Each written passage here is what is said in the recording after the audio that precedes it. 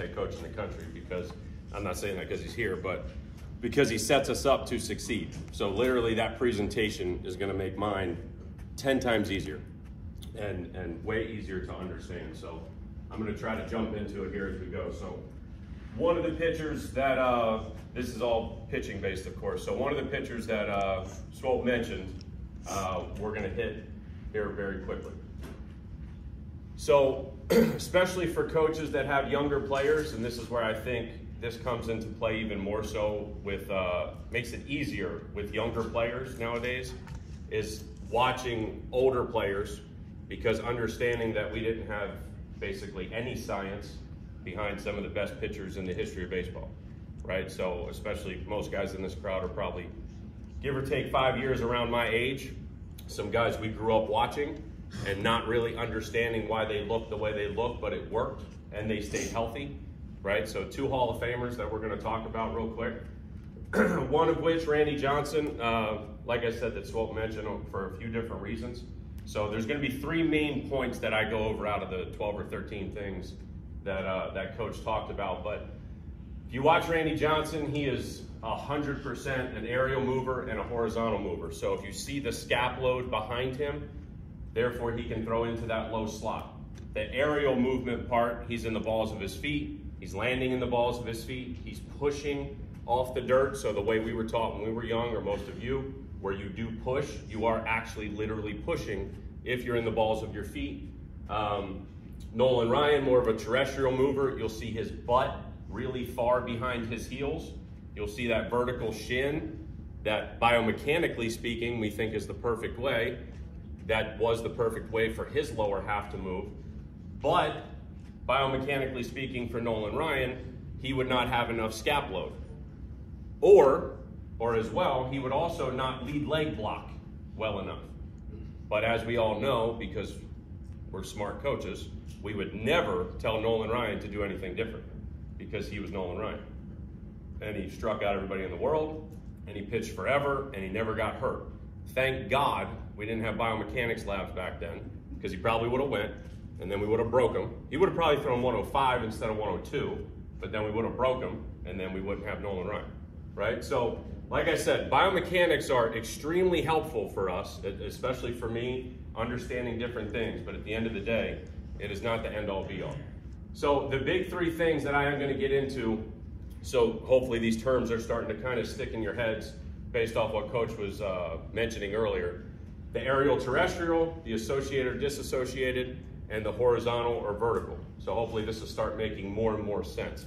And the one thing I'll tell you that's going to be extremely important is, as we go along and as we get outside, and I'm sure Swope will hit on this a little bit more, when we do our testing, it's not the easiest thing to understand. So for instance, when I was first watching our guys get tested this fall, because of course I had never heard of motor preference, I basically heard the words, but I didn't know what it meant until Swope reached out to me about coming here.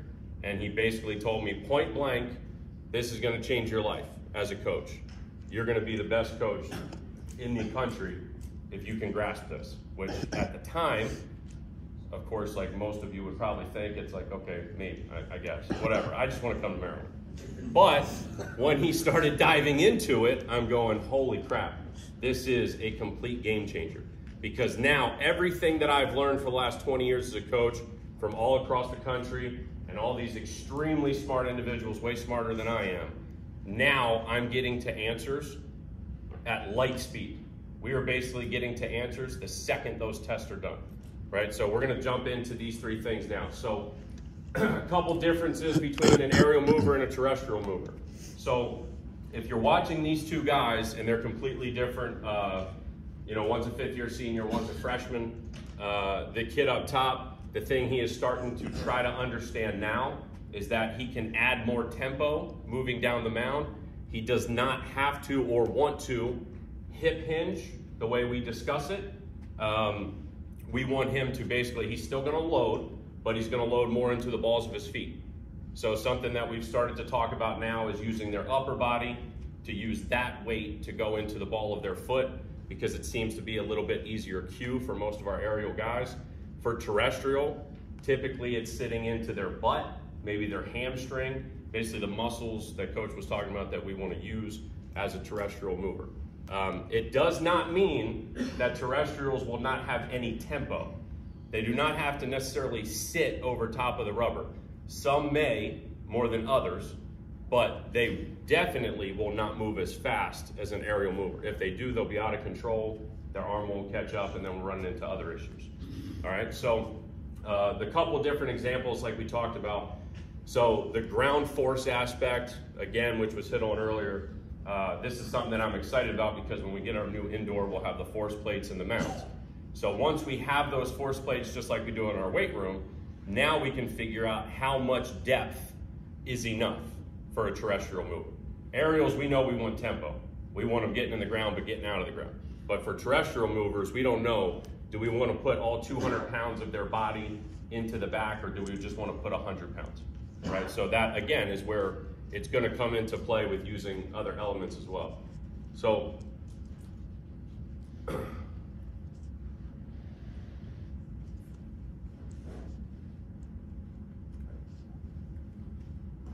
all right, so the associated, dissociated movers. Where'd my guy Phil go? Phil back there? Yeah. I need you. All right, so Phil does everything for us, so this is a test. So associated movers, think of the front shoulder and the front knee moving as one. This is probably the biggest issue that I've seen with our guys from a pitching standpoint, because all of this is new to our pitchers this year, is having the upper and lower body move as one. Literally thinking of it as a coiling action all at one time. It is extremely difficult to understand because every pitcher for the longest time has been told to separate as much as physically possible. So even our guys that at leg lift want to coil the lower body into the upper, and then when they move down the mound, they completely disassociate the other way. Getting them to understand that we're going to rotate as one unit has been difficult. But again, like Coach has mentioned, getting them to buy in has been easy because they understand the premise behind it. They know it's going to work. It's just figuring out different drills and cues and things to get them to do it. All right. The disassociated mover, it's 10 times easier. It is as simple as 90% of the drills that you see nowadays with pitching, they're going to be perfect because it's all teaching disassociated positions. It's all teaching hip-shoulder separation. But at the end of the day, it's not a matter of how much we create, not how much hip-shoulder separation we create. It's how quick we can close the gap. So we know if they're creating a ton, but that velocity is still not going up, then they are not closing that gap fast enough between the upper and lower body separation, right? So at the end of the day, both of these types of movers have to create rotational velocity in order to throw fast. And as much as everybody wants to talk about just throwing strikes, we have to throw fast. If we don't throw fast, we're not going to strike people out. If we don't strike people out, we're probably not going to win. And they're never going to play past University of Maryland. And they all want to play past the University of Maryland. So I can't be in the business of saying, trust me, you could throw 86 and get everybody out and you'll play in the major leagues, because that's a lot. We know that's a lot. So we have to get them to throw fast, but we need to do it healthy. This is where the healthy part comes into play. Because if they're an associated mover, we can create rotational velocity by moving as one unit and still be fast enough to throw 94, 95 plus. All right?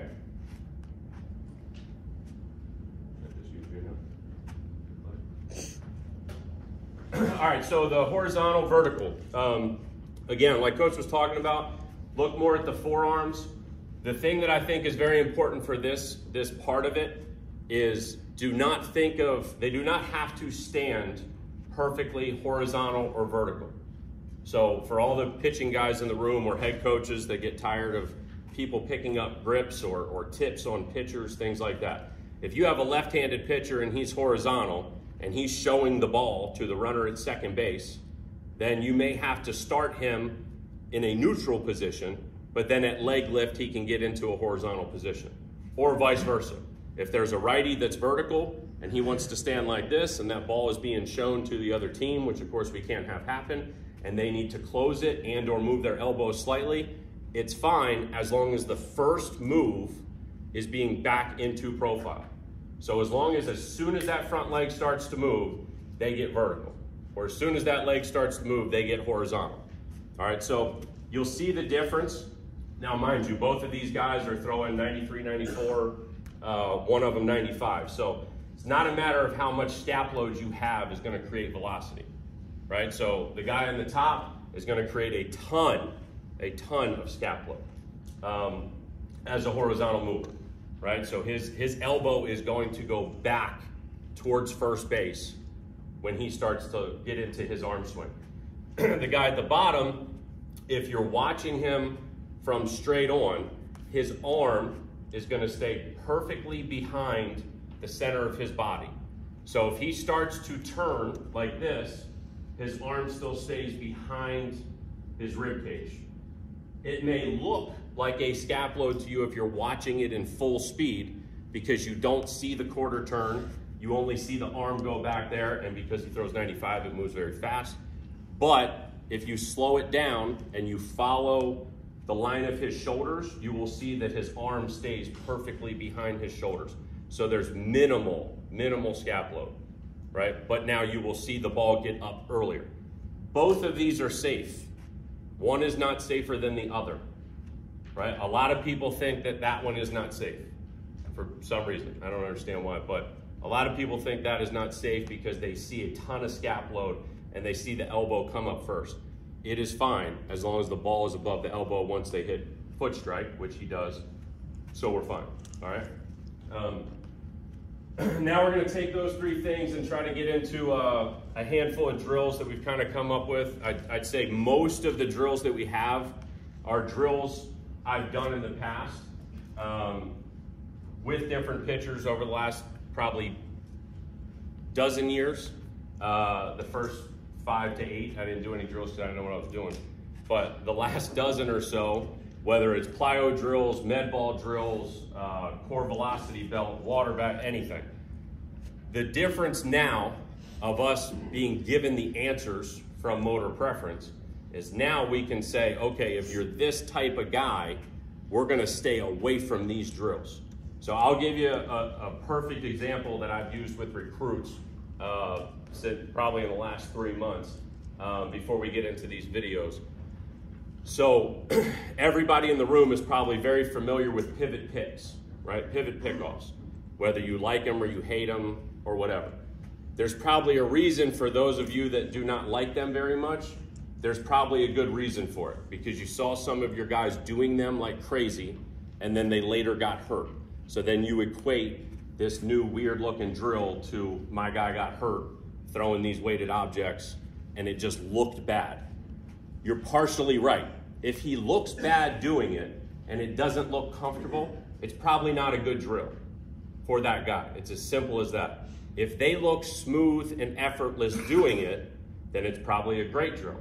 So the example I give all the time is when I was understanding these drills and learning them myself to show athletes, I would try to do them.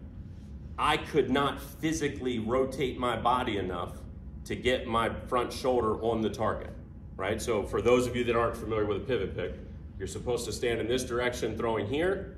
I'm supposed to be able to get this shoulder to that target. I physically cannot do that. It's not because I'm 40 and out of shape. It's because I can't friggin' move that way, right? So what I would do, the way I was coaching those players is saying, oh, well, we can offset our feet, we can pivot our back foot, and look, boom, now I'm in that position. And then we're gonna spiral our arm and blah, blah, blah. The problem is I'm an associated mover. Hence, I cannot get to that much separation. That is a problem. So when this felt, man, that feels bad, that's a bad drill for me, right? So you will not see our guys, like later today, we'll have 4 different guys going through a series of different drills and their warm-ups. If they are doing something where they're completely hip-shoulder separated, that's because they're disassociated. If you see them doing things that they're moving in one piece, then they're gonna be an associated mover, all right? So we'll get into these drills now. So the first one is gonna be an aerial disassociated vertical guy. So aerial, balls of feet, think athletic, springy, bouncy mover, like a quarterback. Disassociated, they're gonna do the hip shoulder separation. So the drill that became famous from the worst team in football's quarterback, this thing, right? We don't talk about that. Yeah, we don't talk about that team here. That drill where he does that, you better be disassociated if you're doing that drill. If you're teaching a guy to go like this and they're associated, you're messing him up, right? So again, if he's disassociated, he can do it. He's also a vertical mover, so you'll see his arm. That's why I try to give two-sided videos. You'll see his arm stay perfectly behind his shoulder blade and not get into a ton of scapula, all right? The next one is gonna be aerial disassociated horizontal. So again, balls of feet, we're staying bouncy, we're moving, we're trying to stay moving as much as possible. The disassociated part, he's trying to throw off the wrong foot to create that disassociation, right? So it's almost like doing a pivot pick with a jog, right? That pivot pick of this, but he's actually jogging into it, which again, I can't do that because I'm not disassociated. I also like it for guys that are horizontal because they're starting to spin and it's a lot easier to scap load with that horizontal mover as you're jogging into it, right? So again, it's just one example of one drill for that type of guy. The next one is aerial associated vertical. So this is a young man that transferred in here. He's been here a year and a half, I believe. One of our coaches that helps us out with the pitchers has worked with him. There's probably 3 or 4 pitchers that were starting to be introduced to motor preference last year. Not as a whole, but about 3 or 4 guys. Solid pitcher, had a solid season, not exceptional, but the work that Nick on our staff has been doing with him since last year leading into the summer is night and day. So if you're a college coach and you look up his delivery and now watch him this fall, it is completely different. And so much so for the better. It's coming out cleaner, faster, more endurance. It's 10 times easier for him to move. He's really bought into it and understood it. And luckily for me, he was doing it before I even got here. But again, so for this drill, Nick is kind of introduced it as the Darvish drill just because it's something that he does where he kind of rotates up and it's very like swingy, the way I would call it. Being an associated mover, again, you want the front shoulder and the front knee moving as one. You could do this with a horizontal guy as well, or vertical, but in my opinion, you'd want them to be aerial and disassociated. So the aerial part of standing up. So now you're basically trying, this would be a drill that you would do right before catch play because it's gonna be a little bit similar to what you're gonna do on the mound, right? So we still try to use some chaining in the sense of starting from the ground up when it comes to plyos or med balls. But again, so I like the drill a ton. The guys that have done it so far seem to really start to understand the associated move. All right, so this is one that I think weirdly came up with one day. I think me and Nick were talking about it. But it makes a lot of sense to me because, again, the aerial movers, we want to be bouncy, we want to be on the balls of our feet. This kid is an aerial mover. He's pitched in college now for 4 years, been fairly successful. But like every single pitcher in the entire United States has been being taught how to pitch terrestrial. So we're trying to really overdo getting him in the balls of his feet and making him bouncy, right? The horizontal part, it's partially a drill I stole from somewhere else where you're just standing there as opposed to standing there like we teach 8-year-olds at Little League practice to stand like a field goal post before they throw. You're doing the same idea, but you're just scap loading over and over and over. You're trying to do it as loosely as possible. We want these guys to move through their scaps as loose as possible. And then the associated part comes into play simply because if you look at his feet from the side video, you'll see that his toes are pointed away from or towards the camera so that when he does stride open, that front shoulder will open with it. He's not creating the disassociated move, right? So the front foot is still going with the front shoulder. all right? So again, this is a drill I stole from somewhere else as well. I think I maybe come up with one drill my whole life, but so this is a drill that a place down in Northern Virginia uses. But again, I do not think it is a good drill for everybody. And I don't even know how they came up with the name, but I just didn't want to switch the name. So it's a terrestrial mover. So we're going to be in our heels. We're trying to preset our hip, which I try to stay away from using the word hip with our players, but you're literally presetting your hip. I try to say preset into your butt or the top of your hamstring, just because I think it's a better cue for those guys to think. What we do is try to set the butt behind the heel as far as possible with a vertical shin, and you're presetting that stance. And then as we glide down the mound or on a flat surface, the disassociated part will come into play, because as we're gliding, our upper body will start to counter-rotate as we're moving down the slope. The vertical part as well, I think, is a little easier when you're doing this drill because it's a little smoother. You're a little deeper in the ground. It's a little difficult, and I've done it with guys that are horizontal, but I like it a lot better for guys that are vertical. Again, you'll see the path of his arm stay perfectly behind his shoulders as he's moving. All right.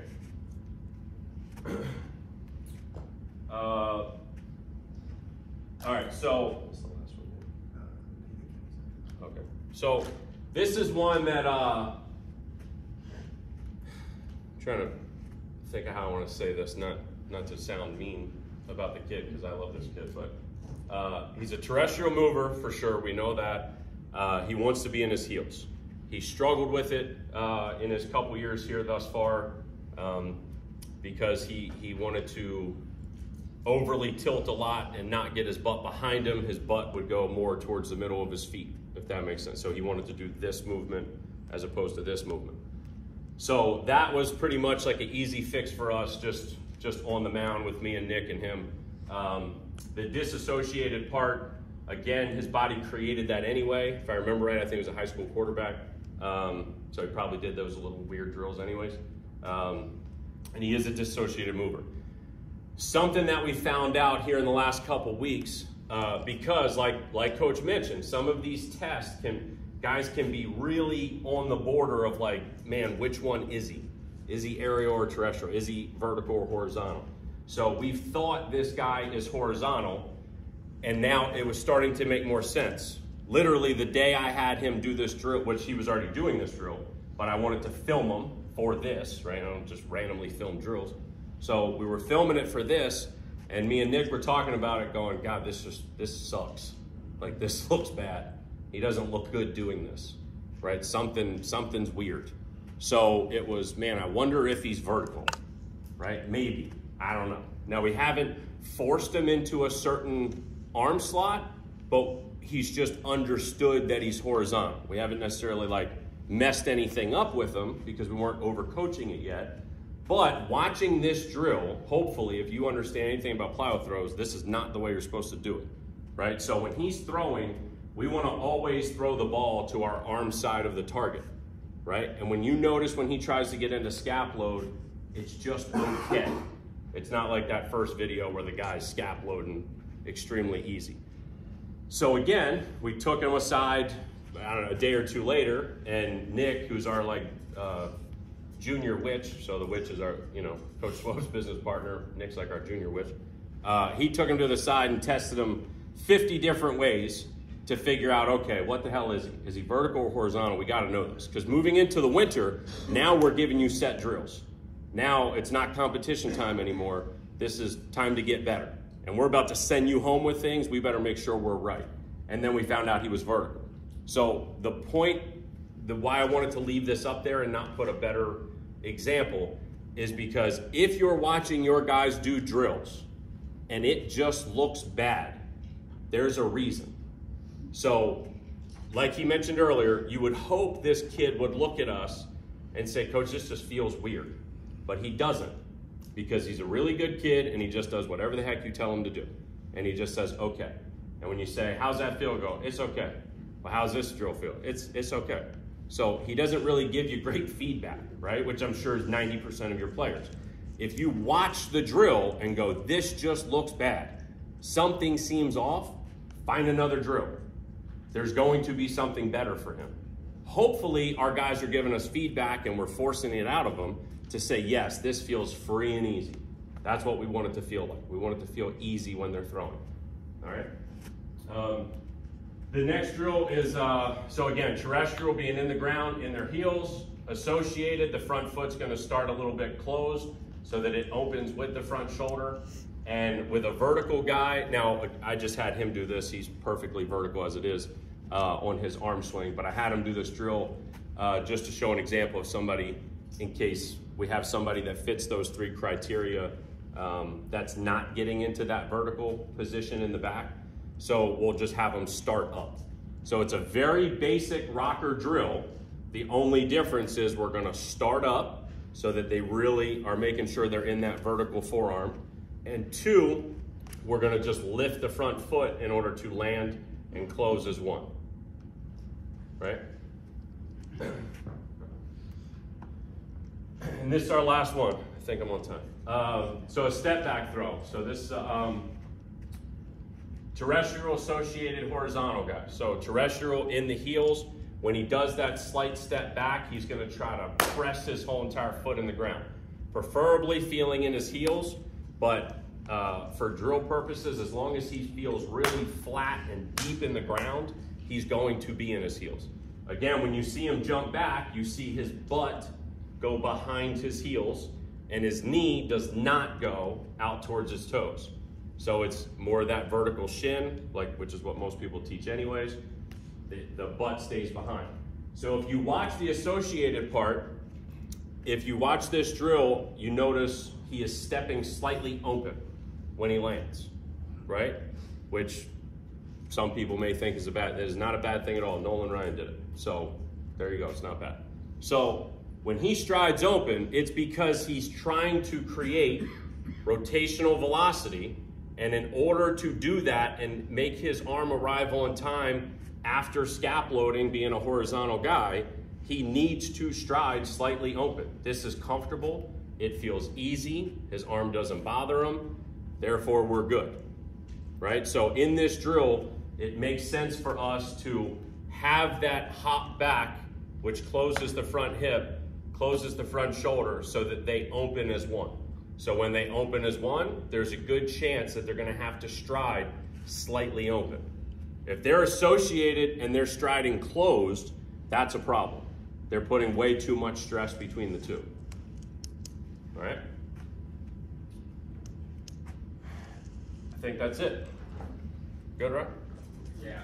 Hey, are you finding, and Coach Logan can answer this too, are you finding now with the general soreness, because you're finding their motor preference, they're probably moving more efficiently, are you finding less general soreness with their arms and with their legs when they run? Yes. Yeah, I think we are overall. I mean, I think what Henry does in the weight room with us, or for us, is same idea. Yeah. What other questions we got before we get to that? Thank you, Coach. Okay, right. well, we got one here. In the videos you showed, are they throwing weighted baseballs or heavier balls or lighter balls? Plyos. For all these videos, they were slightly heavier. Anywhere from like an 8-ounce to a 2-pound ball. Somewhere. The green one is 500. The green one's approximately 2 pounds, give or take an ounce. The red one's about 8 ounces. Yeah. All right, thanks, sir. All right, appreciate it.